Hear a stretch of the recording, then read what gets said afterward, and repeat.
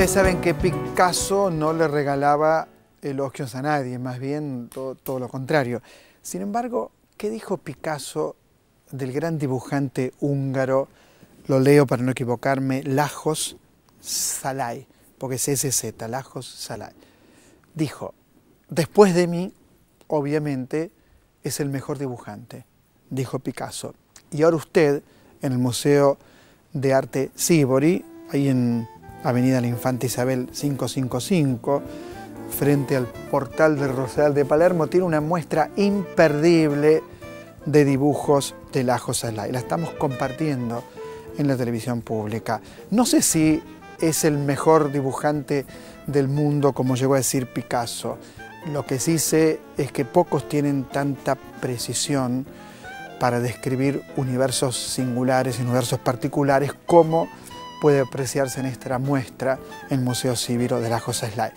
Digamos que primero triunfó en Hungría, su Hungría natal. Después emigró a París. La UNESCO le permitió viajar a la Argentina 2 años más tarde, y esta muestra refleja distintos temas, pero sobre todo está muy presente en la muestra la guerra y la paz. Verdaderas líneas maestras que estamos compartiendo, como hacemos, por la televisión pública y por supuesto para todo el país. Ahí están las imágenes que por supuesto usted las tiene que descubrir, tiene que estar allí, situarse frente a la obra y, ¿por qué no?, construir con la obra.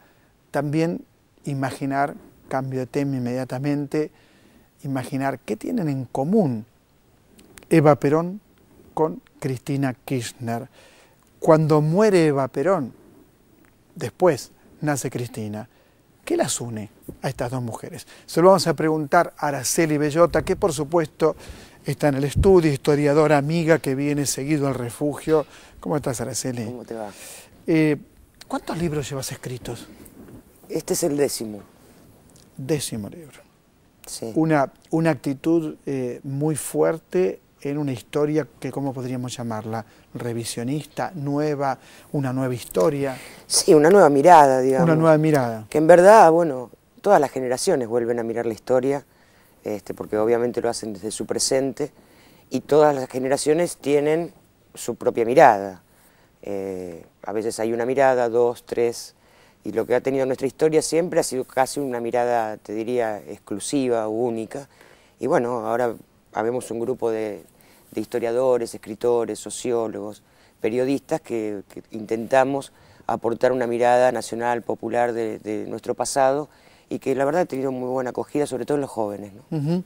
¿Qué tenían en común? Por supuesto, uno podría decir las dos grandes políticas, las dos notables oradoras, esto lo decís claramente, las dos con una vocación de transformar la realidad, cosa muy, muy difícil, pero por supuesto la autora sos vos, no yo. ¿No? Sí. Yo lo leí el libro. En verdad, bueno, Cristina nace 7 meses después de cuando muere Eva, y fíjate que nace en La Plata, que entonces se llamaba Eva Perón. Claro.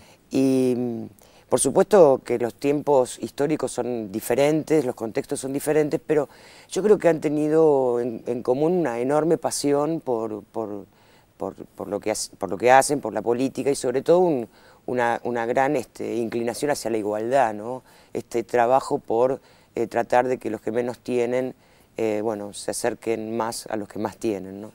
Y a mí lo que me interesó cuando se me propuso esta idea fue mostrar cómo cuando una generación toma la posta de la otra, a pesar de la distancia de tiempo y de contextos históricos distintos, nacionales, internacionales y demás, cómo si se toma esa posta con el mismo espíritu necesariamente se avanza. Y entonces, bueno, yo veía ideas o preocupaciones de Eva, cómo Cristina las convirtió en leyes. Digo, una de las primeras cosas, bueno, la gran obra de Eva obviamente es la fundación, ¿no?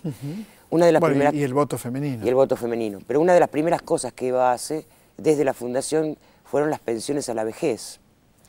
Y entonces hoy uno ve la jubilación extendida, la cantidad de amas de casa que se pudieron jubilar en el país. Bueno, se institucionalizó aquella preocupación de Eva, que ella lo hacía desde una fundación que no era estatal, ella no era funcionaria pública, y en verdad su pensamiento decía, bueno, hasta que se produzca o hasta que se puedan concretar los objetivos del peronismo, Mientras tanto, algo hay que hacer para remediar lo que falta, digamos. En La razón de mi vida, vos sabés que Eva tiene uno de los últimos capítulos, lo titula Una idea. Entonces ella dice que las mujeres son como los países, mientras no tengan independencia económica, nadie les va a asignar derechos. Entonces ella dice, bueno, yo planteo una idea, no sé cómo se debe hacer, pero yo creo, dice ella, que hay que pagarle a las mujeres que se casan un sueldo, que tiene que salir del salario de todos los trabajadores, inclusive también las mujeres. Y dice, y tal vez, bueno, ese sueldo se pueda aumentar con cada hijo que llegue y demás. Entonces uno ve las asignaciones universal por hijo hoy, incluso lee el discurso que Cristina dio en ese momento cuando lo anunció, y efectivamente ella lo dice. Esto surgió, entre otras cosas, o fundamentalmente, para que las mujeres puedan resolver las necesidades básicas de sus hijos, ¿no? Araceli, ¿qué dice tu libro? Yo lo leí, pero te pregunto para que el otro lo pueda disfrutar también. ¿Qué dice tu libro en relación al hombre, ¿no? Es decir, Eva Perón, Juan Perón, Cristina, Néstor. Sí. En verdad creo que en este caso coinciden también las dos, que tanto Eva como Cristina construyeron junto con su compañero el proyecto político que nació, digamos. Eva con Perón, allá por el 44, 45, y Cristina con Néstor desde sus tiempos después de la facultad, digamos. Néstor en eso fue muy claro y dijo, aún estando en dictadura, primero tenemos que hacer plata porque después tenemos que hacer política. Algo parecido dijo Irigoyen hace muchos años también. Y bueno, y tal cual, se fueron al sur y a partir del año 81, todavía con dictadura, ahí comenzaron la construcción política, abriendo una unidad básica, un ateneo, y bueno, fueron ganando paso a paso los espacios, ¿no? A mí siempre me pareció que Eva Perón era más revolucionaria que Perón. Me parece como que tenía un deseo de transformación que provenía también de su origen humilde, muy potente. Y en el caso de Cristina y la relación con Néstor, me parece que era muy de igual a igual. Sí, claro. Que no había ningún tipo de, digamos, que no era que uno era más intelectual que el otro. Me parece que los dos tenían un nivel de estadista importante. ¿Cómo lo ves vos? Sí, claro, porque además ahí hay que evaluar también el paso del tiempo y la posibilidad de crecimiento que tuvimos las mujeres justamente a partir de la irrupción de Eva en la política, ¿no? Ella yo digo en el libro, ella irrumpió en la política y actuó nada más que 7 años, porque luego muere. Cristina fue construyéndolo paso a paso, ¿no? Pero ya con un lugar asignado a las mujeres diferente. Eva tuvo que abrirse camino casi a los codazos y a veces con muchas desprolijidades, ¿no? Hay algo en tu libro que se desprende que a mí no me parece para nada mal, sino todo lo contrario, que es la voluntad de poder. Si no hay voluntad de poder, no se puede transformar ningún país. Me parece que ambas, tanto Eva Perón como Cristina Kirchner, han tenido una verdadera voluntad de poder para poder cambiar algunos aspectos de la realidad. Y el otro aspecto que me parece importante es el tema de derechos humanos. En su momento, lo que hizo Eva Perón era lo más que se podía hacer en ese momento. Por ejemplo, darle el voto a la mujer. Hoy esto nos parece una broma. Claro, por supuesto. Digo, ¿por qué no va a votar la mujer? No, y además preocuparse de los que menos tenían, digamos, de la manera que lo hizo. Porque hasta entonces lo que estaban acostumbrados era la beneficencia, es decir, bueno, los pobres en lugares de pobres. Los pobres son pobres y claro, punto. Y los otros en otro lugar, digamos. Y Eva lo que dice es no, de ninguna manera, y entonces todas las construcciones que ella hace en su fundación, yo siempre digo, vayan a ver el Museo Evita, ¿no? Que está ahí en la calle La Fina. Ahí a media cuadra de Las Heras. Porque ese era un hogar de tránsito para mujeres, y vos viste lo que es esa casa. Sí, hermosa. Con qué pisos, con qué realmente molduras, con, no sé, chimeneas en todas las habitaciones, ¿no? Y obviamente en aquellos tiempos la oposición le decía, pero ¿por qué le da esto a esta gente que no tiene ni idea de qué es esto? Y Eva contesta, justamente por eso, porque a partir de ahora van a tener idea que pueden vivir de una manera diferente, ¿no? También en tu libro aparece algo que es impactante, que no sé ni siquiera cómo plantearlo yo, porque sería algo así como el odio por ser mujer, o el odio por ser mujer exitosa, el odio por ser mujer con poder.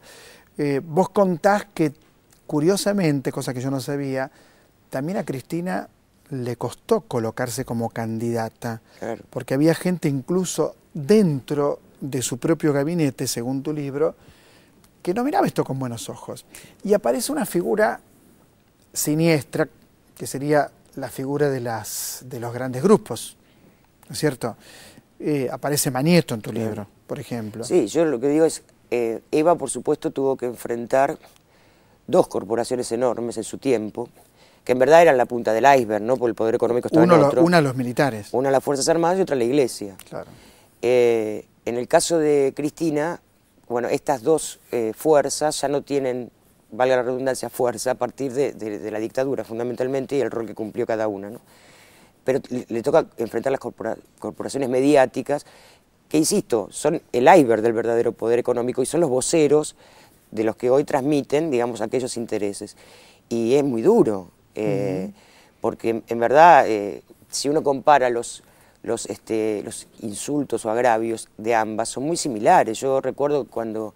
Lo de Eva es terrible. No, claro. Escribir "Viva el cáncer", tenés que tener la mente muy podrida y muy enferma para que alguien pueda escribir eso en una pared. Claro, pero fíjate que yo digo siempre que en los tiempos de Eva los muros estaban en la calle, ¿no? En las paredes.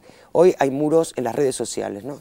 Yo las cosas que he leído en Facebook, cuando fue la enfermedad de Cristina que tuvo que operarse, algunas cosas francamente rozaban hasta a Viva el cáncer, ¿no? Por eso digo, hay algo también de odio porque es mujer, porque es bonita, digámoslo. Digamos, datos que parecen superficiales y no lo son. Sí, yo creo que además odio porque al mismo tiempo son muy queridas, las dos, ¿no? Por los sectores populares. Gestos, por ejemplo, entregarle lo que era la ESMA a las víctimas, a los familiares de las víctimas, es un gesto simbólico de una potencia descomunal. Y claro. Es como bajar el cuadro de Videla, y me lo veo a Néstor Kirchner diciendo proceda, y el comandante en jefe en ese momento bajando el cuadro. Son cosas que la derecha más reaccionaria no puede tolerar. Y porque son más fuertes, o el casamiento igualitario. Claro. No lo pueden tolerar. Pero porque son pérdidas de privilegios. Yo leí ayer una frase de Jauretche que decía, los sectores populares no odian porque ganan derechos, obviamente en proyectos como este, ¿no? En cambio los privilegiados sí odian porque los pierden. Claro. Digamos, en general los sectores populares con un proyecto como este están alegres, están contentos porque ganan, los otros pierden. Entonces eso produce odio. Y bueno, estos días lo hemos visto en estos caceroleos que hay en algunos sectores de la ciudad de Buenos Aires, que realmente a mí me impresionó mucho con qué odio se expresan, ¿no? Porque, digo, todos nosotros hemos pasado gobiernos enteros que no eran de nuestro agrado, digamos. Y no sé, a mí nunca me salió a decir lo odio, no, me decía no me gusta o esto no me parece. Araceli, ¿qué descubriste escribiendo tu libro? Porque hay investigación, ¿no? ¿Qué descubriste que te pareció nuevo, que quizás no lo sabías y lo encontraste? Mira, descubrí, más bien fueron como reflexiones, ¿no? Porque además para mí fue un enorme desafío, es la primera vez que yo tomo un personaje de la historia y un personaje del presente, que es un desafío grande, digamos. Pero a mí me provocaba permanentemente reflexiones, ¿no? Entonces, por ejemplo, yo decía, mientras iba escribiendo y demás, decía, cuando Perón en el 73 y 74, que fue cuando murió, hablaba del trasvasamiento generacional, ¿te acordás? Y los jóvenes creían que iba a ser ya, ¿no? Eso tenía que ser ya.